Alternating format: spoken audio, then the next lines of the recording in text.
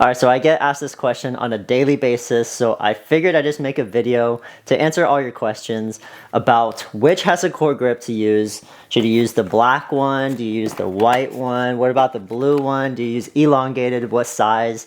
What overgrips do you use over it? I'm going to answer everything right here in this 5-minute video. So first off, the color of the Hesacore grip refers to the thickness of the grip.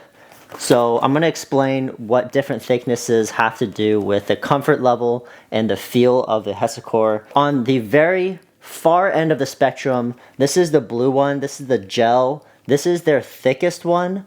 Thicker grips provide more shock absorption, so this is going to be the most comfortable. If you have tennis elbow or you have wrist issues, you typically want a grip or a paddle that absorbs the shock of the ball for you so it doesn't go into your elbows or your wrist.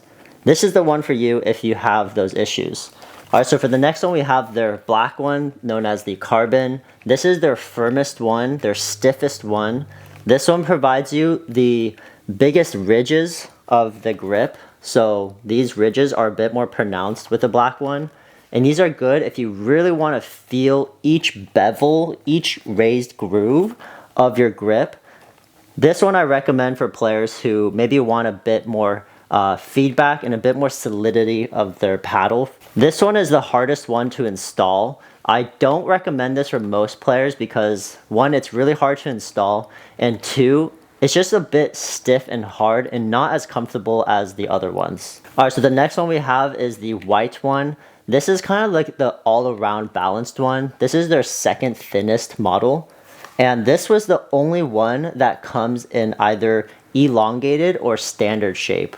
This one I have in my hand is their elongated one. So if you have a paddle that has a really long handle like the Lux, this one right here will fill your entire paddle from the bottom of the hilt all the way to top part right here, so that there's not going to be a gap right here.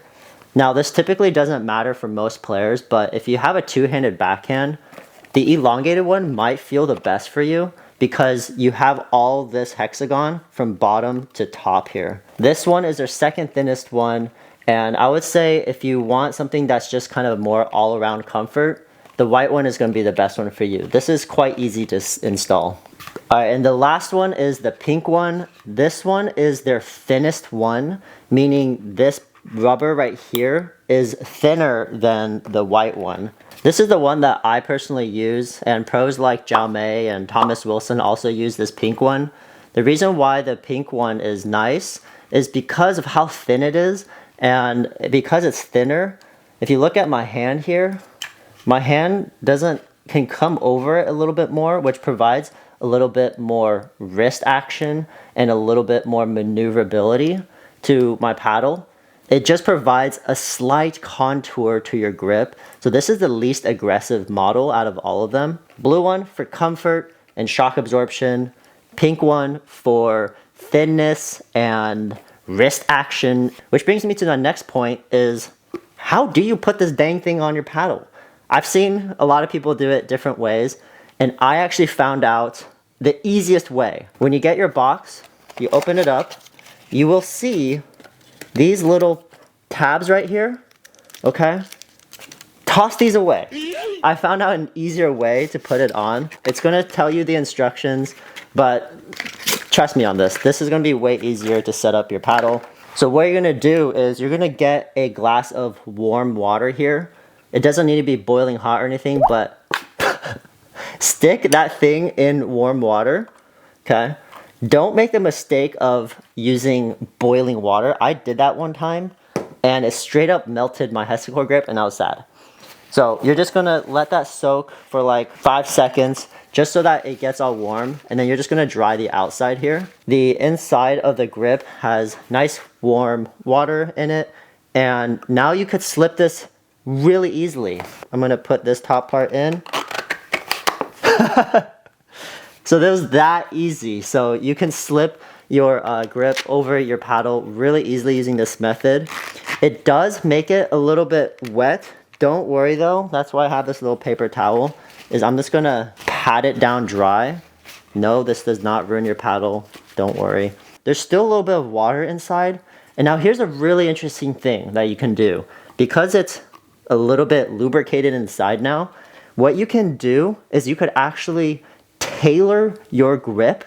So what I mean by that is if you have a very aggressive continental grip, say you hold your paddle like this here, okay?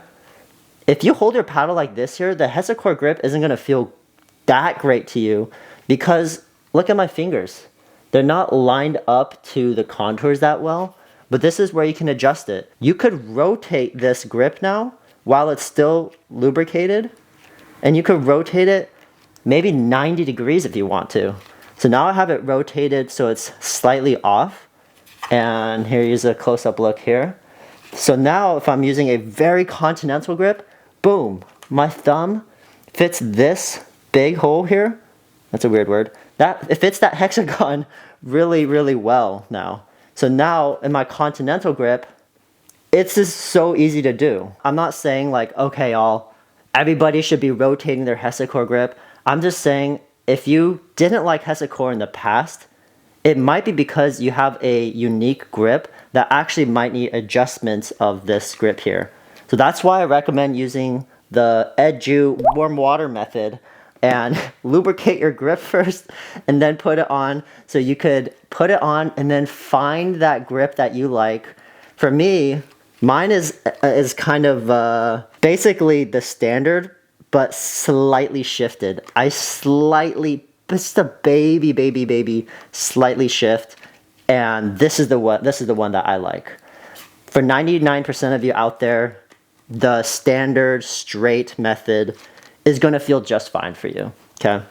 Another thing to note is I like to have my Hesacore bottom here because since I've adopted the Jaume low grip method, I hold my paddle like here now with my pinky hanging down. One of my Instagram followers said, oh, I like your Spider-Man grip. I love that. I'm going to call this the Spider-Man grip now. But anyways, because I like holding my paddle really low, this top part doesn't really matter to me too much. So I don't really care about this top part. I just care about this bottom part. So I'm actually going to shift that grip down. So I'm going to wiggle it down, adjust it, and I'm going to make this rubber part line up to the very bottom of the hilt. After you have this, you need an overgrip. Please do not play pickleball with your Hesacore like this. You're going to chafe your hands because this is not meant to be played with. You need an overgrip. And this is the next part of the video. Guys, I have tried so many overgrips. If you think of an overgrip, I have probably tried it. And if I haven't, send me one and I will try it. But I finally found my favorite one, and it is the UDrippin Overgrip.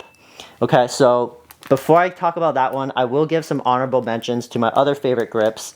This is the Wilson perforated one. What I really like about these ones is how thin they are, and I love that perforated texture because it adds just an extra level of touch for me. A bit pricey, but I like them. The Pickleball Effect one, shout out to Brandon for sending me these. They're quite nice. I like them a lot. They have really fun colors, and they are high quality. They're thick. Not my personal favorite of being thick overgrips. I like thin, but these are decent. Very, very decent, fun colors. Gamma provide, I think I got like a pack of like 50 of these on Amazon. They aren't very tacky, which was my kind of thing I didn't like about them. They felt a little bit, I want to say chalky, but that's not the right word. It's just not as tacky. But I did get like 40 of them for like 30 bucks, so they were dirt cheap. Running up is the Bodhi Pickleball grips. These are my second favorite overgrips. I'll show you what it looks like. That side is wrapped with plastic. This side is wrapped with plastic. These ones are a little bit thicker than the UDrippin, which I'm going to talk about next. It's not as tacky as the UDrippin, and it doesn't have texture to it. So it's very, very smooth. I'll give you a close up here. It's also not super stretchy. An elasticity of the overgrip is very important to me because if an overgrip is elastic, it allows me to pull tighter, and when I'm playing, it feels it feels like I have a bit more sensation on my paddle. I'll explain that in a little bit here. And in first place is the UDrippin Overgrip. I actually ran out of the white ones. I have a box coming in soon. I recommend their white one, which is gonna look like this one here. I'm not allowed to show this paddle yet, so I'm gonna try to cover it. All right, no one can see that paddle, right?